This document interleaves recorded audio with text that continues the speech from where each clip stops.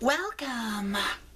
In this video, I'm gonna show you how I do my like normal everyday go-to makeup situation. That's like really exciting and super fun and like informative for everybody. So yeah. Also trying out a different setting just because I was trying to chase natural light, but then I was run away, so enjoy the surroundings. This is not just me sitting on the corner of my bed against a window at all. I also wanted to like make a point of showing how I do like my go-to makeup for monolids.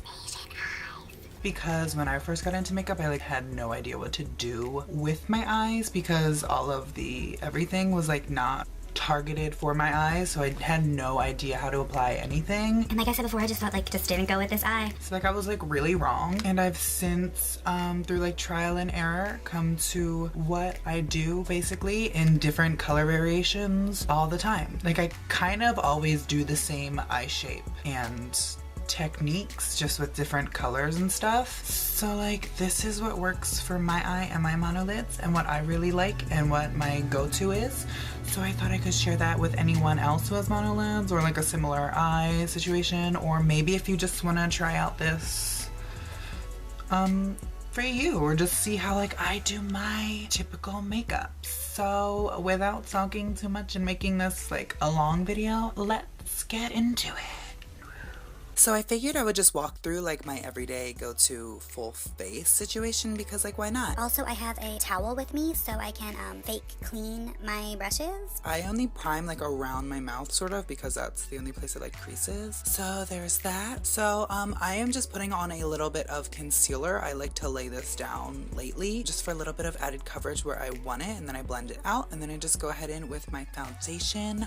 I've been using the L'Oreal Pro Glow mixed with some of the Pro Matte, and soon I'll have the It Cosmetics CC, so like we'll see if that becomes my everyday, who knows. For contour and like glow highlighting that I do with the foundation step, I totally forgot about these Tyra sticks that I have, and I recently found them again and was like, oh yeah, you exist, and I forgot how great you are. So I've been using those, and you know, you just put it on and tap it out with your finger, and then they set themselves, but I'm gonna go over the whole face with powder, so like it's cool. These blend so easily.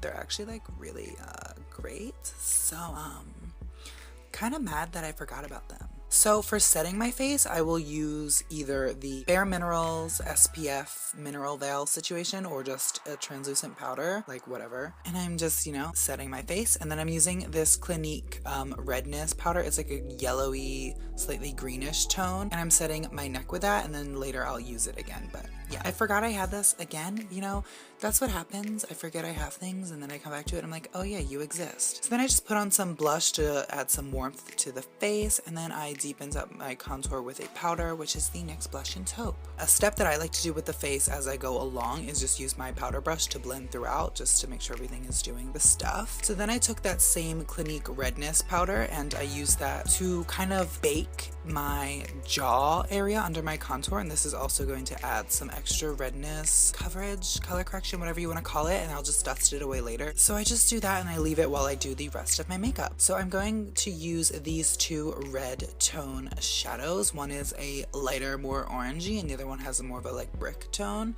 So I'm going in with the lighter shade first, and I'm going to use this as a kind of transition. So the way that I do my eyeshadow, since I have monolids, and that's like what we're talking about here, so with monolids I have no natural crease, so it took a while to figure out how to kind of lay out a crease on my eye, since there's not really much of a guideline and it just, she's not here, it's like flat. So what is easy to do is to just follow your actual eye socket, which you can feel with like your finger or whatever. Also, if you tilt your head back, you can usually see like a little bit of like shapes happening. So that's what I do, and I just follow that, and then I wing it out following kind of like my brow bone area, and that creates this winged shape, and I just follow that, and I do that, and I make it more dramatic. I deepen up the crease where the most depth would be and where the most depth is in my actual like eye socket, rather than just trying to draw on a crease wherever I feel like I want it to be, because when I try to do that, it'll go too low or too high, and it's just kind of a mess. So this is a lot simpler to just like work with what my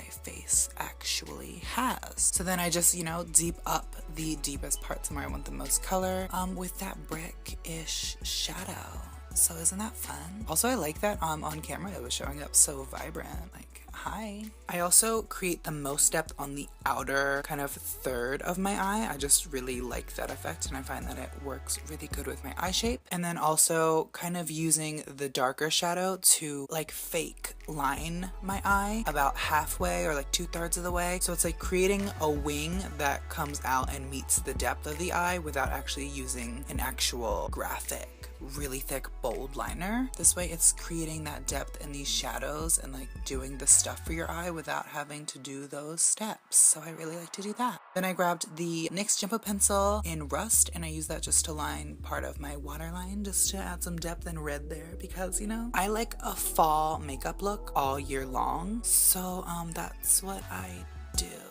Also, while doing all this, I will use a couple different brushes. So I'll use the initial brush, which is going to be like my main blending fluffy brush. Then I'll use a smaller, slightly angled e.l.f. brush. Like we're talking e.l.f. and Wet n Wild, like cheap, affordable, accessible brushes. Like that's me. Come on, budget. I'll use those as well as like a clean, dense, fluffy-ish brush thing. And then just a clean, fluffy brush just to keep everything blending out. So for the lid, I am just going to use a damp/wet brush to foil on this loose shadow, which is also made by me. I'm actually working on trying to get these to come out soon, so like I just have to like get on that and figure that stuff out. But this will be one of the ones that will go out first because I wear this all the time. I love it. It's basically a staple for me and it is called Phenomena. It is just this super metallic orange copper and I love it. So I just put it on really foiled and it's great. To continue to add some more depth and then kind of act as the liner sort of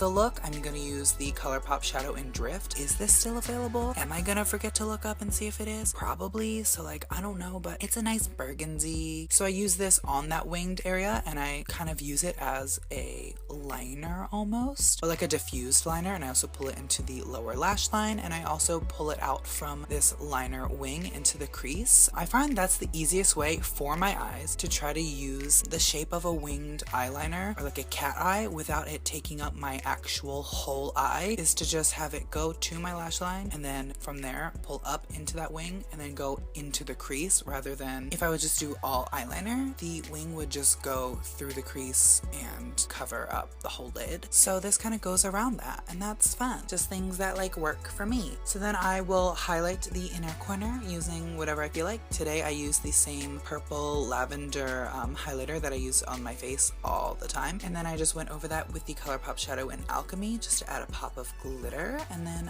mascara, which, you know, that's really all I do for my little teeny baby lashes. I have really small, like short straight eyelashes that don't want to do anything, so I don't really bother with them a lot, honestly. Like I just don't care.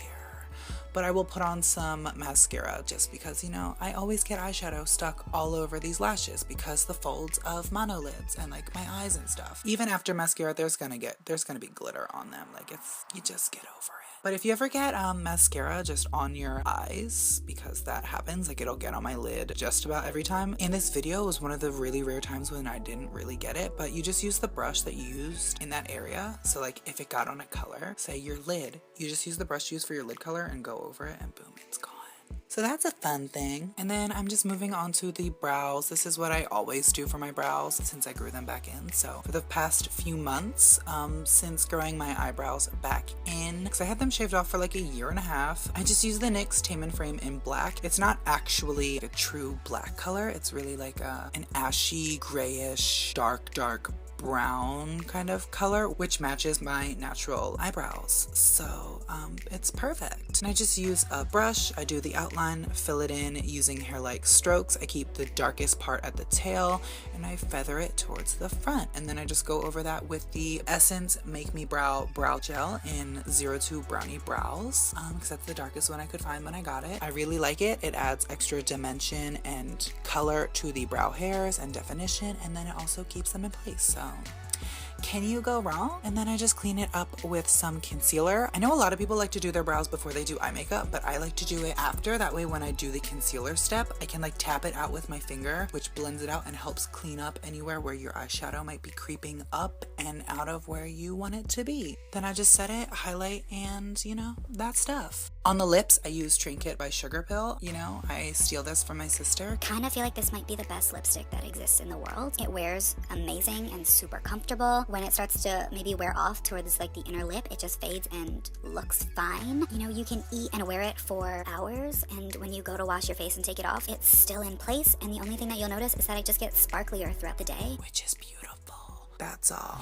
So yeah, this is how I do my makeup most of the time. I just realized also that I kind of used all of the things that like I've made, so that's not helpful, but I always feel like it's not about what product you use. Like, we don't have to have the same eyeshadow palette and use the same shade, but if you want to try to like achieve something that I'm doing in a video, or that anything you see in the world, like, just find something that you have that's somewhat similar, a similar color, similar finish, whatever, and like make it work. It's not about having this specific product as much as it's like, if you want to do these colors, find these colors and stuff you have, or get something in your price range and that's like available and accessible to you that are in a similar color situation, and it's as easy as that. Not everything's gonna work the same, but you will figure out how to get it to work for you.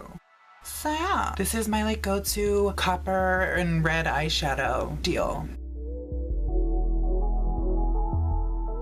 I guess this could be considered like kind of dramatic for some, which is fine, but like this is literally what I do 80% of the time that I'm leaving the house. Like, I will just do this. This is what I do all the time, with just like a random different lip thrown in every now and then. Like, I'll change out the lip, maybe a color,